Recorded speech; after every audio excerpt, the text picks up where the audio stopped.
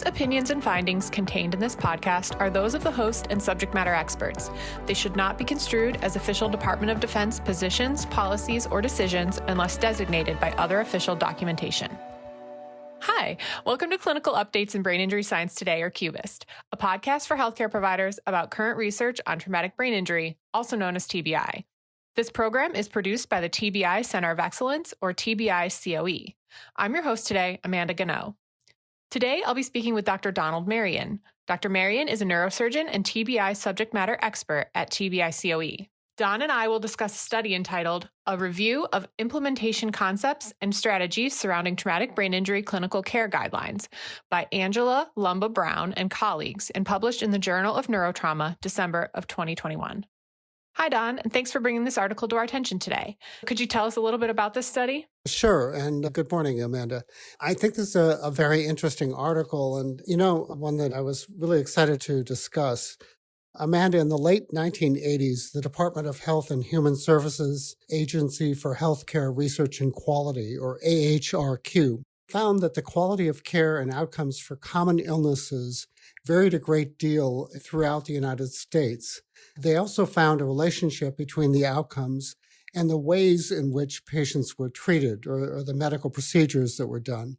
So, for example, Amanda, some medical and surgical practices resulted in better outcomes, while other practices led to worse outcomes. Believing that best practices could result in improved outcomes for all patients, the AHRQ recommended that each medical specialty develop evidence-based guidelines for evaluating and treating common diseases, and it prescribed a process to develop those guidelines.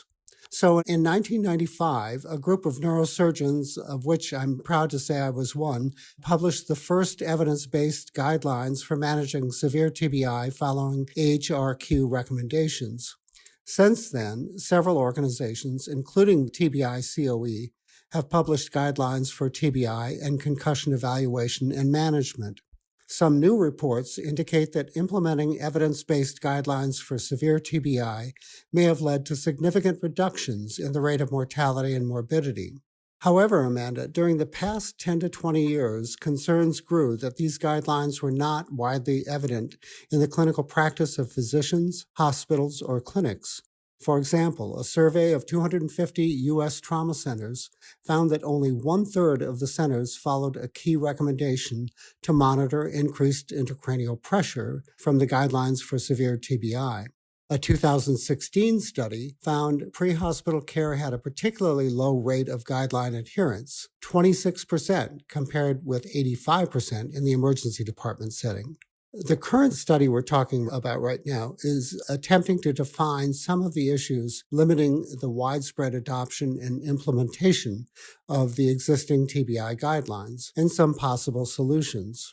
I am particularly impressed that the study's authors include two representatives of the military, Captain Scott Pyne, former director of TBI COE, and Dr. David Cifu at the Richmond VA. That's really interesting, Don. I wonder, are there a lot of these evidence-based guidelines for TBI, and could that be a possible reason? There are at least 15 evidence-based guidelines, Amanda, for TBI that are published by the Joint Trauma System, TBI COE, and other organizations. Wow, okay. So what did this particular study find were reasons for failure to adopt TBI guidelines? Barriers to individual clinicians implementing guidelines included concerns with the strength of the evidence supporting guidelines and with guidelines quality.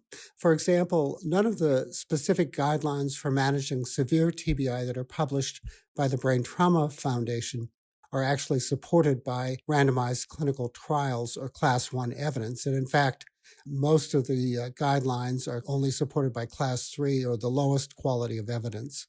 So there's that concern. Also, there are concerns with the complexity involved in implementing guideline recommendations, the limited time and resources for clinical implementation, and concerns with the clarity, detail, and clinical applicability of their recommendations.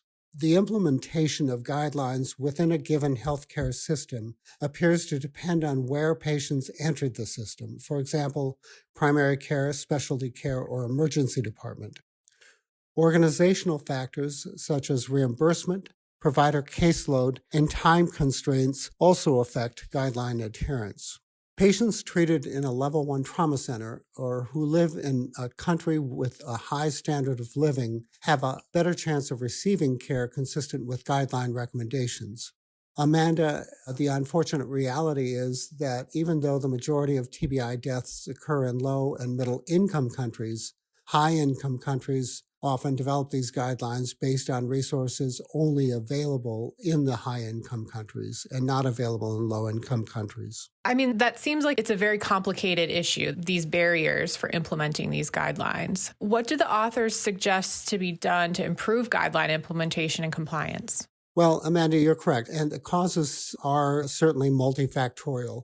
They include a wide range of individual, patient, clinician, and healthcare systems-based issues, as well as geographical issues that limit adopting or implementing TBI guidelines. Previous approaches involved knowledge transfer models that incorporated dissemination strategies, clinical tools, and clinical constructs. In the case of severe TBI, the American College of Surgeons mandated that evidence-based guidelines developed by the Brain Trauma Foundation be utilized in order for trauma centers to be verified by the American College of Surgeons. But despite that mandate, only an estimated 1/3 of trauma centers currently comply. One thing appears obvious: current didactic education and passive dissemination strategies are ineffective. In addition to traditional printed media, such as newspapers and periodicals, emerging knowledge transfer strategies should involve the interactive use of social media, mobile device apps, websites, and video games. The authors of this article developed 12 specific recommendations. First, introduce strategies and tools that identify limitations to implementing scientific study results. Discuss potential implementation barriers and suggest strategies for addressing them in future guidelines. Collaborate on implementation with scientists developing clinical trials and guidelines. Adapt guidelines to address injury severity and chronicity as well as varying demographics. Encourage implementation science studies that apply to TBI or that incorporate implementation planning relevant to TBI or both. Identify potential implementation barriers and suggest strategies for addressing them in future reports. Include a variety of user-friendly materials to support study implementation. Develop improvement strategies for the next iteration or update. Develop a centrally managed patient research registry with a framework that facilitates scientific access and funding. And foster effective partnerships of government and non-government agencies to reduce silos and ensure coordinated approaches to research and disseminating its findings.